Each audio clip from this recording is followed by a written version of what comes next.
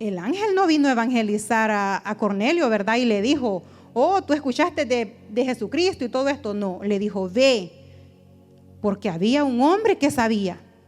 Había un hombre al que se le había dado el mandamiento de ir y predicar ese evangelio. Y el Espíritu Santo obró a través de él. Nosotros somos ese instrumento que el Señor busca. Nosotros tenemos que ir y predicar y hablarle a las personas. No esperamos y decir, oh, el Espíritu Santo va a hacer la obra. El Espíritu Santo hace la obra, pero a través de nosotros. Porque somos una vasija en sus manos, dice. El Señor, cuando nos limpia y nos transforma, nos pone de ese aceite fresco. Nos pone del Espíritu Santo para que nosotros lo compartamos con los demás que no lo tienen, con los que no saben. A eso lo llamó Jesucristo a Pedro. Y eso era lo que Pedro estaba cumpliendo ya en este versículo. Ya estaba diciéndole lo que en verdad era el evangelio, para que Cornelio supiera en verdad quién era Jesucristo. Entonces le dijo, cómo Dios ungió con el Espíritu Santo y con poder a Jesús de Nazaret, y cómo éste anduvo haciendo bienes y sanando a todos los oprimidos por el diablo, porque Dios estaba con él. Y nosotros somos testigos, le dijo, de todas las cosas que Jesús hizo en la tierra de Judea y en Jerusalén, a quien mataron colgándole en un madero. Y a este levantó Dios al tercer día e hizo que se manifestase, no a todo el pueblo, sino a los testigos que Dios había ordenado de antemano, a nosotros que comimos y bebimos con él después que resucitó de los muertos. Imagínense. Ahí le dio a entender que cuando Jesucristo resucitó, no se lo dio a conocer a todos. Se lo dio a conocer a ellos, que habían comido y bebido, le dijo. Ya estaba cumpliendo, ¿verdad? Pedro el mandato de Dios. Y le dijo, y nos mandó, le dijo, él mismo le confiesa, y nos mandó que predicásemos al pueblo y testificásemos que Él es el que Dios ha puesto por juez de vivos y muertos. De este dan testimonio todos los profetas, que todos los que en Él creyeren recibirán perdón de pecados por su nombre, le dijo. Ese fue el evangelio que le llevó Pedro a un hombre que estaba necesitando tener un encuentro con Jesucristo. Pero Pedro al principio no lo entendía, ¿verdad? Imagínense cómo es el poder de Dios y la misericordia de Dios. Que después de todo, yo me imagino que la familia de Cornelio y él quedaron asombrados y sobre todo quedaron gozosos porque habían conocido verdaderamente quién era Jesucristo.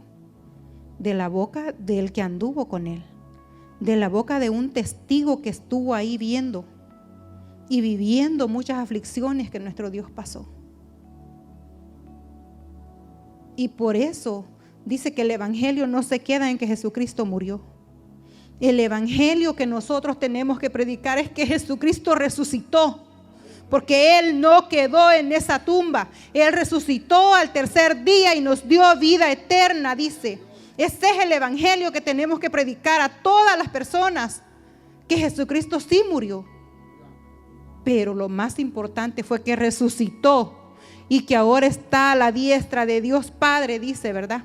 Y nosotros tenemos que darle honra y gloria al único Dios, a ese Dios, hermanos, que entregó todo por nosotros, a ese Dios que derramó su sangre en el Calvario, a ese Dios que no tenemos con qué pagarle. Porque aunque muramos, no podemos pagar. Porque el sacrificio de nuestro Señor Jesucristo fue por toda la humanidad. Pero muchos no quieren ser salvos. Tienen la salvación enfrente de ellos y no quieren conocer a Jesucristo. No quieren saber quién fue el que les dio la vida. No quieren saber quién es verdaderamente Jesús. Y se van tras los deseos de la carne, de la perdición, porque el mundo ofrece todo, pero no te ofrece la salvación que Jesucristo ya te regaló. No te puede ofrecer nada de eso. Te ofrece muchas cosas buenas que para la carne son buenas. Para la carne es alegría, pero después de que pasa llega la tristeza, porque el enemigo no te va a pagar bien. Siempre te va a pagar con mal, porque él no se quiere ir solo. Él quiere que todas las personas sigan detrás de él. Pero el Señor dice: yo ya te di la salvación. Solo tienes que esforzarte. Solo tienes que caminar en el camino correcto, en el camino angosto. Porque es angosto. Es difícil. En el camino ancho podemos hacer lo que se nos dé la gana, como decimos nosotros. Pero en el angosto no se puede. Porque el Señor es santo, dice. 3 veces santos. Y yo me acuerdo de un corito que yo cantaba cuando era una niña: con paquetes y maldades no podrás entrar al reino de los cielos. No cabe. No hay lugar para más. Solamente para el alma que está humillada buscando a Jesucristo. Solo para ese es el que tiene el espacio para entrar. Para el alma limpia, pura y recta. No para llevar pecados ni maldades. No podemos entrar ahí. Pero con la misericordia de Dios, hermanos, lo logramos. Porque esa es nuestra fe, nuestra esperanza. Aunque ahora podamos ser imperfectos y cometer un error, pero abogado tenemos con el Padre, dice. Todavía están los brazos del Señor abiertos para recibirnos, para perdonarnos, para consolarnos. No esperemos, ¿verdad?, llegar donde ya ese Jesucristo no está con los brazos abiertos. Donde ya Jesucristo no esté esperando que llegues a arrepentirte, sino que ya va a estar en un tribunal para juzgarte. Qué duro será. ¿Usted se ha tomado el tiempo en pensar en eso? ¿Han pensado algún momento qué va a ser de mi vida si no estoy a cuentas con Dios? No es un juego, es la verdad, es la realidad. Como decía nuestro hermano en la célula, es la más pura realidad que a todo ser humano nos va a llegar. Tener un encuentro con nuestro Señor que dio su vida por nosotros ya. O tener un encuentro donde nadie quiere ir, pero todos lo siguen. Todos dicen: yo no quiero ir, pero allí van todos. Ya no es tiempo de seguir la multitud. Ya es tiempo de que cada uno tome su cruz y seguir el camino de Jesucristo. Y no fue fácil. El camino de Jesucristo no fue fácil, porque todos lo conocemos como fue el camino de Jesucristo.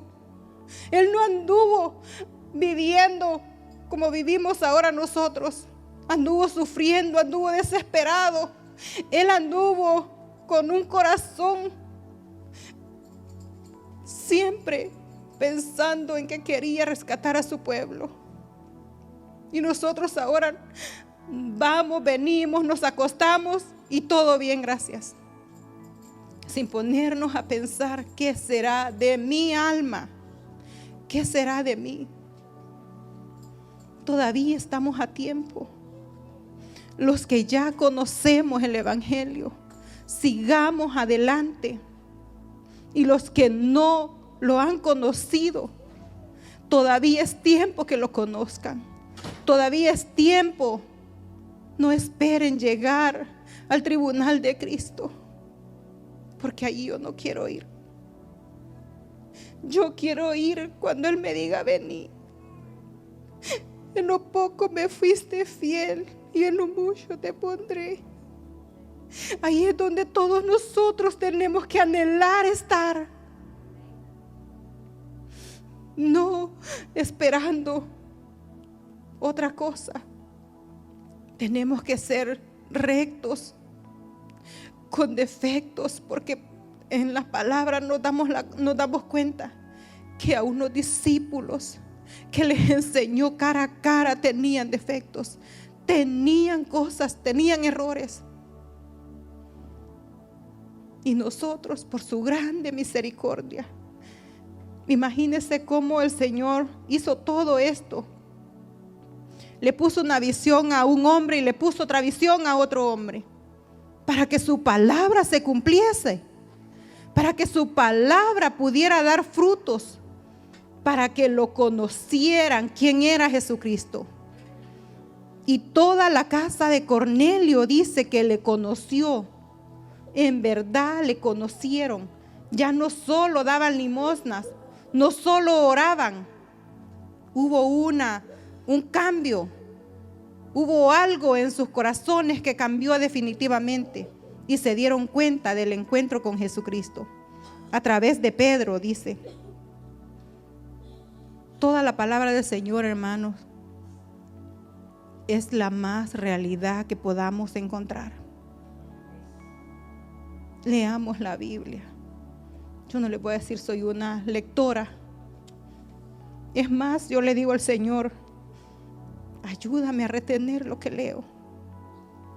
Porque yo les digo, hermano, estoy leyendo y estoy comprendiendo en lo poco que el Señor pueda darme. A mí no se me olvida lo que he leído, pero a mí se me olvida en dónde lo leí. Pero yo sé que está en la Biblia. Así soy realista. Yo sé que está en la Biblia. Y cuando yo lo busco ahora en el Google, le pongo una palabra de lo que yo he leído y ahí me lo da. Ahora está tan avanzada la tecnología, hermanos, que no podemos escaparnos de eso. O está en estas páginas o lo tenemos en el celular. Pero allí lo encontramos cuando lo buscamos, la palabra del Señor. Allí están escritas.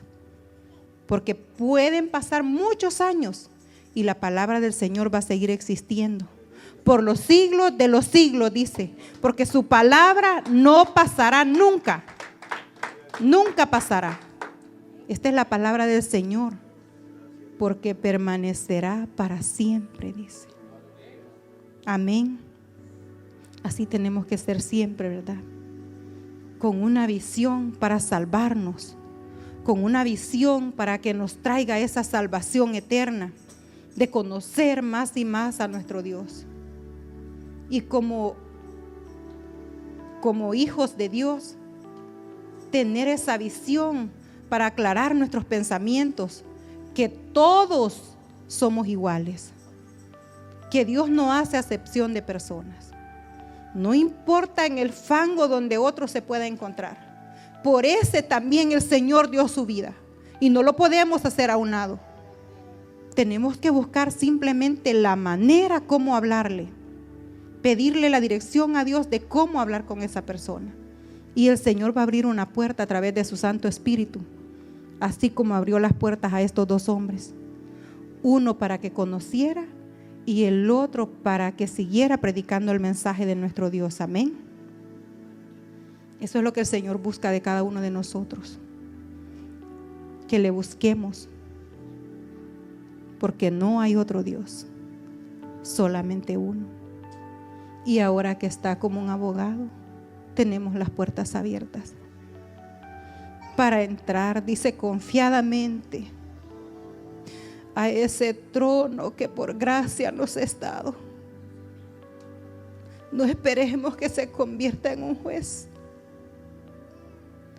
porque después va a ser un juez y va a juzgar, dice la palabra, como le dijo Pedro a Cornelio. Él es Dios de vivos y de muertos, no hay de otra. Es el único Dios. Amemos a Dios. No le busquemos porque Él es bueno con nosotros. Busquémosle porque Él es Dios, porque Él es el soberano, porque Él es el que manda y porque somos hechos para adorarle, para darle adoración. Para eso fuimos creados. Sin importar si nos va bien, si nos va mal, si nos va más o menos, como decimos, Dios es Dios y Él es el que se merece toda adoración. Amén. Estas han sido mis palabras, hermanos. No sé si ustedes quieren orar un momento. Póngase de pie y vamos a pedirle a nuestro Dios que sea cambiando nuestras vidas, que sea Él con su Santo Espíritu trayendo, si no le conocemos aún, que sea Él revelándose a nuestras vidas para poderle conocer.